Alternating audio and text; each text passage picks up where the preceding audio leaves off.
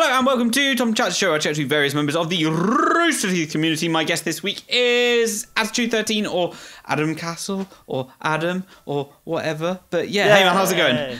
I'm good. How are you, buddy? I'm doing very well. Today's been a particularly good day for me. I went to work feeling particularly about the whole day. Woke up, my ankle is very, very sore as I went over it in Taekwondo last night. Ouch. And yeah, not fun at all. And the problem was I was holding the pad and I wasn't even doing the kicks. So I was particularly frustrated that I'm in so much pain today. But I did get schooled when we were sparring because everyone hit me in the face. It was amazing. But yeah, that's beside the point. You know, there's different definitions of amazing, I suppose. Yeah, I was like landing kicked in the face. I was landing jumping kicks and everything. Like I was being particularly ruthless and flying around, but I'd still like when I'm jumping in, they'd still like manage to shove a fist in the right place, and I'd get punched in the face. That was an interesting phrase. Right. I know. I was like, oh, this is gonna be delicate. Like when I got to the end of it, this is gonna be one of those. I know, right? Crazy. But yeah, got into work and I was like, oh yeah, get a call at like 9:15. It's like, oh, we've got a meeting with you at 11. I'm like, wait, what? And then I got told, oh yeah, you don't worry about it. And then I'm just like, okay, of course that's gonna make me worry. So I'm just gonna chill out and like not do anything. I got to work 20 minutes early today as well because I just woke up and I was just like, I just can't deal with anything at the moment. I'm just going to go to work and just make sure I'm not late. Yeah, not being late.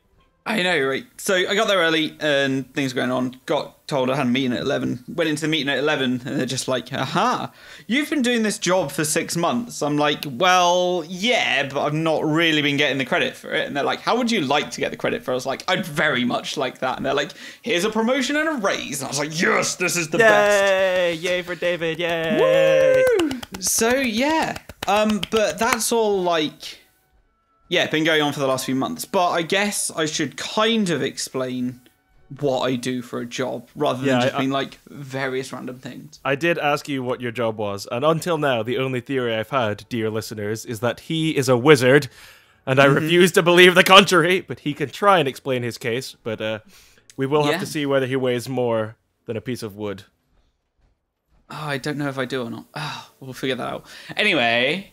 Yeah, so I work for a company that does agricultural chemicals, fertilizers and such like, wetting agents, sports turf chemicals, so that all the football pitches and golf courses around the place that are supplied by a few suppliers are essentially supplied by us.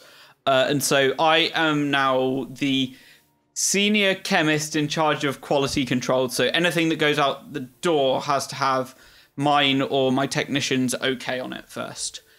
So yeah, I've got a technician as well, haha. But I also do all the chemical analysis. So it's not just doing quality control for everything, it's determining whether everything that development are making is actually what they say it is. So I do a lot of stuff. And then I'm also just taking over generally all the quality and procedures that are going on, which is a bit of insanity, seeing as there's so many procedures. And as the company's been bought into we were bought by a much larger company, I've been put on the global quality assurance team and the global analysis team as well, so that I can meet more people and I learn more things about the business as a whole, and have a bigger network of people who I can rely on to ask for help or other things like advice, and they can also turn to me and ask as well, which is awesome, but it's all a bit daunting. And yeah, now I'm just like, okay, I've got this job, which I've been working at for like 4 years, and it's evolved so insanely wildly. I'm just like, I've been taken a bit taken aback by it. And yeah, like, a year and a half ago, the company was bought by the bigger company, like the company I worked for, and now I work for the bigger company. And at the time, everyone else in the lab was just like, oh no, this is terrible. We're not going to be treated like humans anymore. And at the time, I was like, yes, I get to have all these opportunities ahead of me and being like the positive one out of the group. I was like, this is going to be amazing. I'm going to go somewhere in the world with this, and so far that's exactly what it seems to me like is happening. I was actually in Scotland in the first week of September in 2014. I actually messaged you a few times that week as well to be like, let's meet up, and we didn't. Because, yeah, I was up there just on a holiday week, and that was the week the company announced that we'd been purchased by the bigger company. And, yeah, since then I've been working really hard to get recognition for the work I'm doing and hopefully get promoted like I finally did today, which was awesome because it's been like, yeah, a year and a half of work. And they hired someone who I replaced, basically. So they hired someone, then fired them, and then like they're slowly putting me into that role. But yeah, it's been a bit crazy, and so yeah, things have been a bit crazy. And so finally, I got out of work today, and I was just like, right, I get to relax for the day, and I haven't relaxed since because that's how things go, isn't it? You're just like, oh yeah, I'm gonna chill out and relax, and you find like a million things to do. One of those things is just writing music, which I'm trying to do every day at the moment. 16 Woo! Bars. It's not particularly. I'm not going to say it's not difficult. It is difficult to come up with a new idea every day, and just like work on that. But for me, I've dropped video games nearly entirely. Like for the week, like during the weekdays, and I'm not finding it particularly hard to like fit half an hour into recording music any day apart from Wednesdays, and Wednesdays are just the worst. I don't get in until like 11:15, and then I've still got half an hour to record another 16 bars. I'm just like, oh my god. But yeah. So yeah, how are you going with music for the moment? I still think you're a wizard. That's all I've taken from this conversation. That you are in fact a wizard, and he's trying to hide it. But we won't tell the Inquisition. It's fine. Music is going good. To answer your question, so yeah, it's in case anyone hasn't seen the previous one of these with me or doesn't know who I am. Hello, my name's Adam, as I was very wonderfully introduced. And I am a music student, and I'm a composer, and I work in the music industry, and I do loads of different random things, none of which really mean anything. But music's going well. I was very insecure about music when I started university. I went to school with some extremely talented musical people, including someone in my year at school who's performed at the Royal Albert Hall as a soloist. I believe on more than one instrument, but I'm not sure. I know they definitely did on recorder. So that's pretty damn cool. That's insane. But we've been pushed really hard in a good way, encouraged very strongly at university. And I'm really enjoying it. I wrote some stuff this week, which for the first time I was very excited about what I was writing, rather than writing it and thinking, am I terrible? And is this terrible? So there's been that evolution, that growth. And outside of that, it's not just classically oriented music. I kind of do a bit of everything. So I'm in a band who I can't really talk much about because secret, spooky. But we have some big things planned soon. We're going to the studio in 2 weeks. Oh, nice. And then I'm in the studio again with a different band at the end of February for more release things. So it's a busy year, and I also run a record label. And as of next week, I start giving lectures like for a society at university about the music industry, which is strange because I'm pretty sure I'm incompetent, but we'll see. Nah, I'm excited for it. Yeah, do you get the feeling? So I've been struggling with this a bit, that I feel a bit fraudulent in everything I'm doing. It's just like, oh, I feel a bit of a fraud because I don't really think I deserve this. Like, oh, I've bumbled my way up here so far. Maybe I'll just have to bumble on, and maybe eventually I'll get good at what I'm doing. Yeah, I think with pretty much everything in my entire life, that's how I feel. But I think, especially when it comes to music, it's so subjective, and it's so just weird ideas and sound and abstractities become real by you strumming a guitar or whatnot. Speaking of the idea of feeling fraudulent, so much I'll listen to something and then I'll listen to it a week later, or reread something that I've written and just go, well, that's taken from, XYZ, and I can look at all the things I've listened to in my lifetime and go, well, this person wrote this 40 years ago, but no one else needs to know that. Yeah, I try to, like, when I'm playing things, just be like, oh, where's this come from? But I'll then be like, immediately, I can't do that. I can't think, oh, where's this come from? As long as it's, like, not a riff that stands out from something. Like, oh, I've stolen that from Fear of the Dark, obviously. Like, if I do that, I'm just like, oh, yeah, that's where that's come from. But, like, aside from that, I'm kind of, like, confident to just be like, I've kind of come up with it, but I'm sure I'm influenced from so many different places that it's just, it's come naturally to me. But, you've just got to believe that rather than looking for, it's come from here.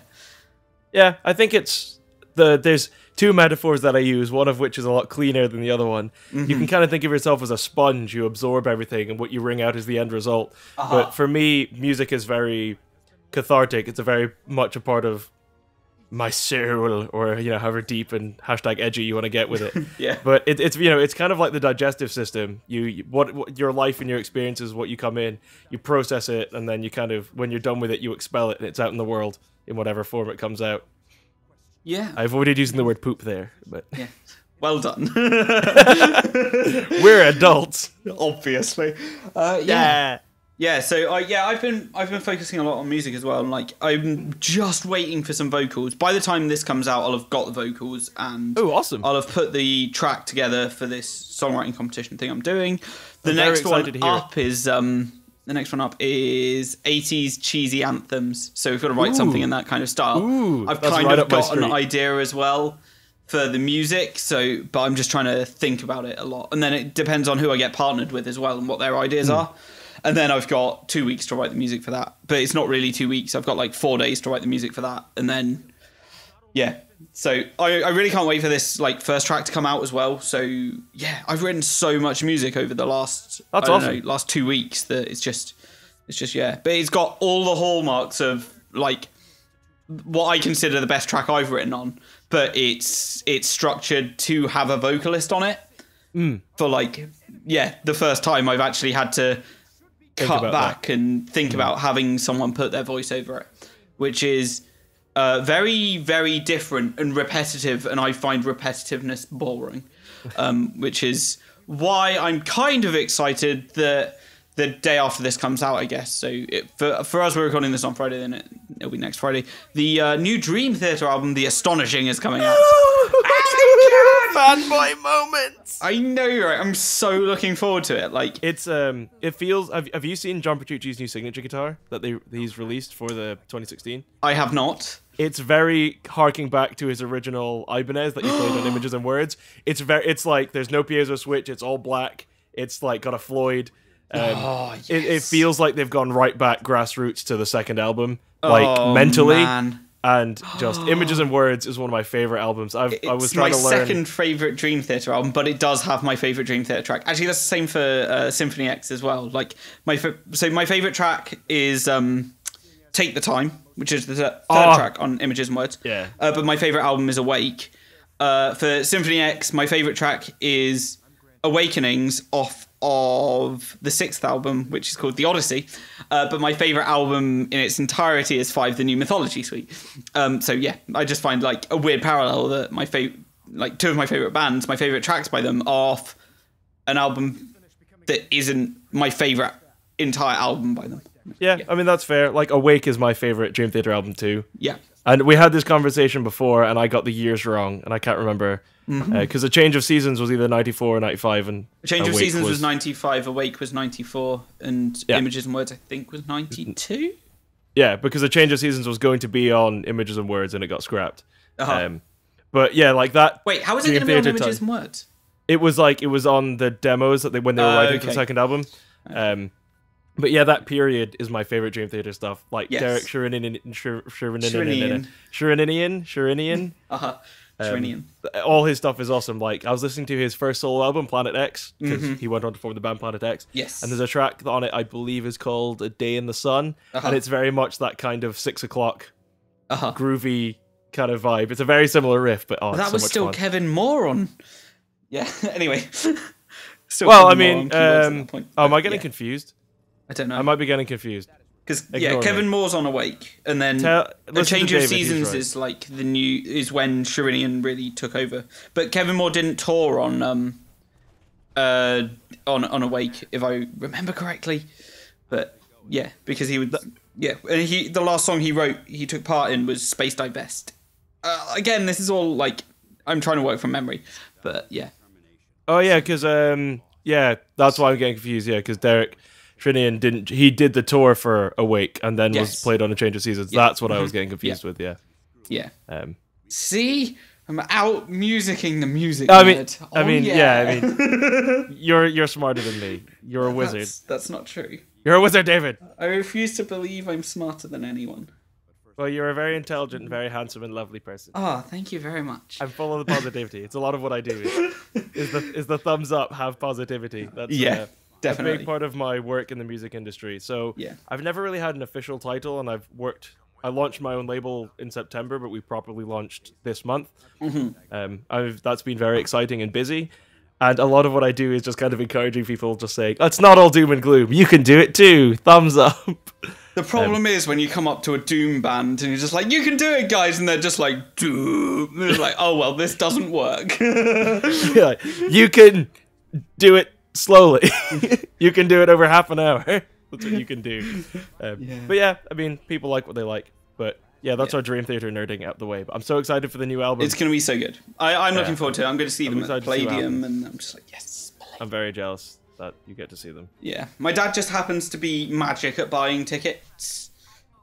Yeah, your dad's really into like the same kind of stuff. I mean, you guys saw Devin Townsend told your dad that he has the best jazz hands. Yep. So that's amazing. Something, that's something and then you can take. he got tickets for us, like, I think sitting on the floor for AC/DC. Oh, nice. I'm just like, oh, this is going to be so good. I don't know when that is, actually. I think it's early June. But he's trying to find someone to go see Buddy Guy with. I'm just nice. I so want to go, but it's on the 2nd of July and I'm in Texas, so... Oh, cry. I'm just first world problems, no. right? Well, I know, like, ultimate first world problems right there. He's just so excited, but yeah. I can't remember what it was. I think I had the most, like, music student middle class thought a few months ago. I'm trying to remember what 2 concerts it was, but it was like, oh man, I have tickets to see this metal band, but Nicola Benedetti's doing the 4 Seasons at the concert hall the same night. What is life? And my friends are like, what's wrong with you, man? What the hell? Oh dear, yeah, that's the fun things that go on. You're just like, yeah, the fun things. Awesome gigs. I need to book tickets to see Ailstorm and Sabaton. I know that they're playing in March. I'm so excited. And like that's going to be such a good gig because they're both incredibly interactive bands with the crowd and get them going. And Sabaton might be the best live band around at the moment. Like I love just the tank turret on stage. That's pretty awesome. Last time I saw them, it was a venue that held like 400 people, and the stage was not big in any way. So all they had was their banner behind them, and that was it. Like, not even full banner, like, just saying Sabaton. I was like... And it was still one of the best gigs I've ever been to. That's awesome. That's so good. Oh, this is so good. And they had Tyra supporting them as well. I was like, Tyra's so good. They're so good. Just their rhythm playing, that, like... Just, it's so rhythmic and amazing, but yeah. This is a nice insight to the kind of music that we listen to, but, like... earlier when I was talking about some of the music I handed in for university, that's very similar to Arvo Pärt, who's I'm going to get his country of birth wrong, but he's kind of northern, near up north places of the world composer who writes very melodic piano pieces. And then I've been studying Stravinsky recently because he had some very interesting things to say about composition and Schoenberg and all that. I listened to a bunch of Stravinsky. I actually had Walton's violin concerto on in the lab the other day. I was like, that's really, really, really random. I never would have expected you to listen to William Walton. I had a friend at school who was a drummer and he wasn't really interested in classical music. And as a punishment, the teacher made him do an essay on William Walton's cello concerto. That was his punishment. He had to write about it. Are you much of a classical music fan? No, not really. I like how it sounds. Like I don't know. I mean, that's fair. Like how it all works, but it's I like listening to nearly everything. So I mean, that's what it's about. At the end of the day, music is a sonic art. Yeah. I tend to just have Radio 3 on, just have it on the background because they do a segment where for a whole week they have a guest in and they choose the music for that section of the show. It's like half an hour. Every week, and that's always my favorite thing to listen to. But they moved it back an hour, so now I can't listen to it before university every day because life is pain, right? Yeah, obviously. Life is hard, man. Yeah, what was I going to say about classical music? I can't remember. Yeah, I wish I'd studied music really at a younger age. Like, I did pick up guitar 12 years ago, and like I'm getting somewhere with it. But I think, yeah, now I think I'm like way more open to more things as well. Because at the time I was just like heavy metal, woo, and now I'm much more like heavy metal and other things too. Which is why I listen to Switched on Pop, where they talk about pop music and the best albums of the year, and then Kendrick Lamar's album keeps coming up, and I'm just like, I've never heard this person, so maybe I should check it out. You should check out. They break down so much popular music, and it's just like, oh, thanks. Carly Rae Jepsen's latest album, Emotion, is just like that's been my jam recently to counterbalance with like Job for a Cowboy and stuff that I've been listening to, like all this grindcore and like Anal Nathrak and stuff. Oh man, Anal Nathrak is so good. One of my philosophy teachers, so good. One of my philosophy lecturers used them as an example, and I was like, "What?" And then I was sitting at the front of the lecture hall, and he had a Majora's Mask brooch, and I was like, "This guy, this guy." So yeah, I was kind of counterbalancing all that, and one of the talks I'm going to be giving at the university stuff is going to be about the latest Carly Rae Jepsen album, just because I can. Nice.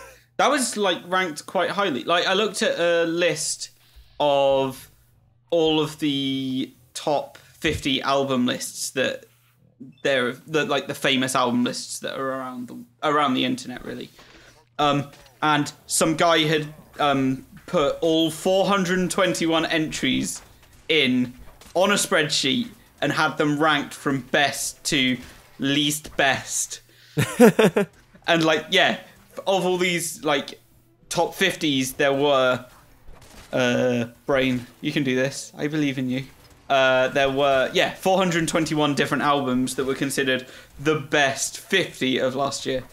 And I was just like, yeah, Carly Rae Jepsen's one was up there, so I'm just like, okay, maybe I should check it out, because pop music can be fun. Yeah, not to get like too densely into it, because otherwise I'll talk forever. But if you compare it to the album that Call Me Maybe was on, Kiss, which was 4 years before, 2011, I think. It was 2000. It's interesting. Oh, I don't know. The single came out in 2012. I know that because I looked it up today to be like, because I told my friend he should sing it.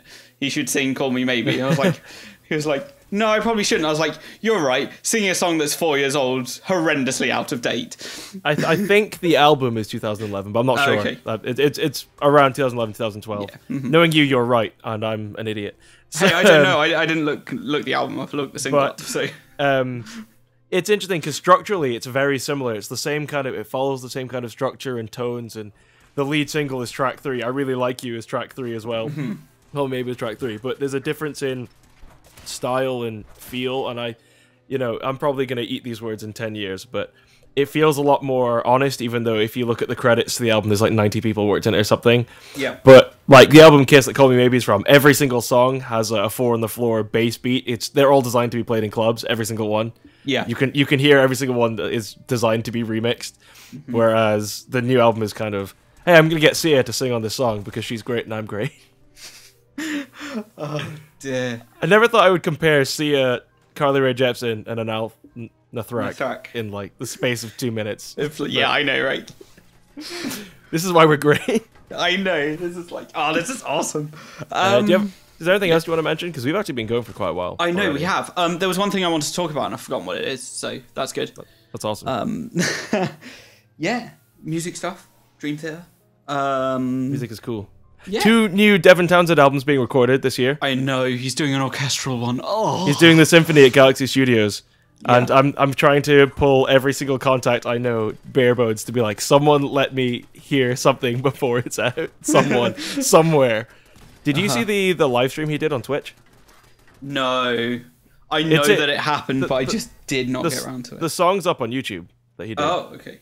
Someone's uploaded the clip from the end of the thing. It was good. It's the one that he like live streamed him just recording. Yeah, he recorded like the whole parts, all of it. The only things he didn't record live were a synth part. That's basically the only thing that he did, and the synths is basically just like long notes and octaves. Oh, okay. Because he had written the song and stuff before, but he was demoing it, and I was in one of Low Zelda's streams at the same time, so I was flipping between the two constantly, being like, Devin, Jen, Devin, Jen, Devin, Jen. Oh dear. What did he do for drums? Did he sequence them, or did he just put a basic beat to it? It was so I don't know if you've ever used Easy Drummer, but it's got a thing where it's like you can tap in a rhythm and it'll come up with a one which is similar, and then you can tweak it from there. Yeah. So it was a very, very simple drum beat. It was like, kick, snare, kick, kick, snare. Okay. But it was just edited, and then he added in like a bit that goes duh, duh, duh, duh, duh, duh, duh, and that's like half the song. So. Oh dear. Yeah. I don't know. GarageBand, not GarageBand. Apple have just released their music loops thing, and I'm gonna be having a go with that because it's called Music Notes. I think. No, I can look this up on my phone because I have downloaded it. Music memos. So what you can do is you can like put it near a music source, record, and then what it will do is it will fill in other musical parts for it, like put a drum beat to it. I'm gonna see how that's gonna go, and try and record something and like maybe make that my thing for the day. I'm probably gonna do that tomorrow. Actually, it's like Digitech have a pedal that kind of does that. It analyzes what you're playing guitar, you play in a couple chords, and then it comes up with a bass part and a drum part. Yeah, I think that's what it does. You can tweak them. Yeah, that kind of stuff's really cool. Technology is pretty awesome. Yeah. Speaking of GarageBand, and because we're talking about pop stars, Rihanna or Riri, she's my girl. It's one of my the other jams that I like to get out. Only girl in the world, absolute tune. And I think Umbrella, the backing track to that, is a stock GarageBand loop, or it used to be. It's like just sped up a tiny bit, and that's it. So they'll get anyone away can with make a hit. When they, yeah, and it's also because it's all royalty free and stuff. So YOLO, that's what the kids say or something. Yeah, something like that. Well, I think we should stop talking here because we could probably go on about music for ages, which is actually why I brought you on, because I just wanted to talk music, obviously. That's fine. But I'm going to go and make pancakes. Ooh, what are you going to have anything on your pancakes? I'm going to make American-style pancakes, and I have like syrup, so I'm going to shove syrup over them. You say American style, but that's they're just like fat Scottish ones, because we invented heart disease first. Oh, I suppose. But I've also got chocolate buttons to put on top too, so they'll melt. Put them in it. I'd rather or not. I mean, don't let me tell you what to do. I mean, you're your own man. Yeah, I'd rather not, because I'm going to make too much pancake mix because, well, I can't separate an egg. Or I don't want to separate an egg. So I'm going to make too much pancake mix that I'm going to eat like 20 pancakes from. Because I live alone, no one's going to stop me. Ha ha! Put half away for breakfast. That's exactly what I was thinking. Because I can't run because of my ankle, I'm not going to go to the gym tomorrow, so it's pancakes for breakfast. Yes. Get well soon. Why don't you just use some of your wizardness to heal it? Because there's nothing that heals a sore joint. I don't know. I didn't go to Hogwarts. Jeez. You should know these things. Well, I don't, unfortunately. Didn't you get a B in defense against the dark arts, though? Call down.